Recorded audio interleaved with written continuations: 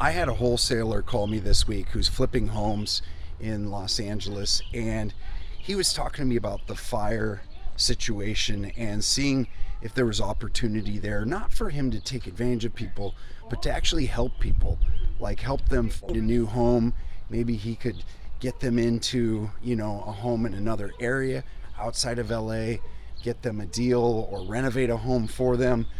And it was just chaos for him. I mean, he's calling these people and they don't even know which way's up. They're absolutely moving all over the place because they need a place to live. But most of them, the majority, are renting. From the real estate agents that we talk to and the data that we're gathering, most of them are moving into a rental for a lot of reasons. First of all, they don't even know what the insurance is going to pay them out yet. And so how are they going to buy something when they don't even know what they're going to be receiving as a benefit out of the insurance? And they also want to move back into the area, so they're still gauging if that's realistic, if that's going to work. Their kids have school in the area, their community is in that area, their friends, and so they're viewing this as a temporary transition. And so many of them are just looking to move somewhere where they can rent and then hopefully, in their mind, move back into a home that they can rebuild. Whether that's reality or not, we will see. The bottom line was, my advice for this guy was, look, you're gonna lose your mind. Like, I don't know that it's a great opportunity, even out of the heart of trying to help these people. I think that he was just almost working as a real estate agent, but he wasn't a real estate agent, just running around trying to help these people transition when most of them are not in a position right now or even wanting to buy. So I just think that, we need to help where we can help, continue to pray for the recovery that's happening. I think that it's a place for opportunity for real estate investors. I think for contractors, there's a lot of opportunity there. For people building homes, for plumbers, for electricians, there's a lot of opportunity to get in and give people a fair price and do good work. But as a real estate investors, I mean, time will tell. If people are like, we're just not going to build and we need someone to come in and solve this problem, because that's what we do as real estate investors.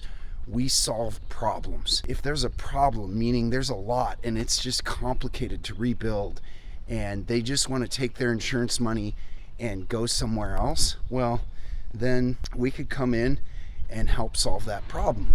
We know the hoops that the city throws, we know all the hurdles, and we can get that house rebuilt. But it is just, right now, the timing is still a little too soon to know how this is going to all play out, and if the city is even going to be able to handle the workload that's coming in on rebuilding all these homes, and if they're going to be able to speed up the permit process or not. It's all questionable. There's a lot of talk, but talk is cheap, and so we kind of need to see how this is going to play out and how this is going to work, and how, as real estate investors, we can help solve problems that might happen. We don't want neighborhoods to just be a bunch of burned out lots and land like inner city Detroit was during the recession. We want to rebuild these homes, but who's going to do it? Are homeowners going to have the patience, the capacity, the team, the determination to rebuild a home dealing with the city? I don't know. I mean, I've done a lot of renovations in the past couple decades, and man, it's stressful. It's hard work.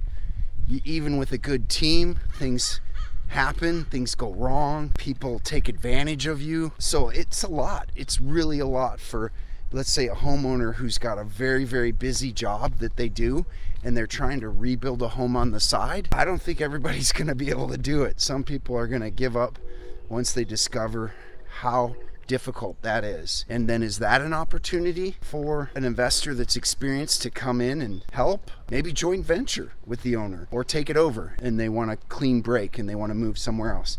That's fine. But I do think there may be opportunity coming, but I just think it can take time to figure out exactly what's going on there. Stay tuned.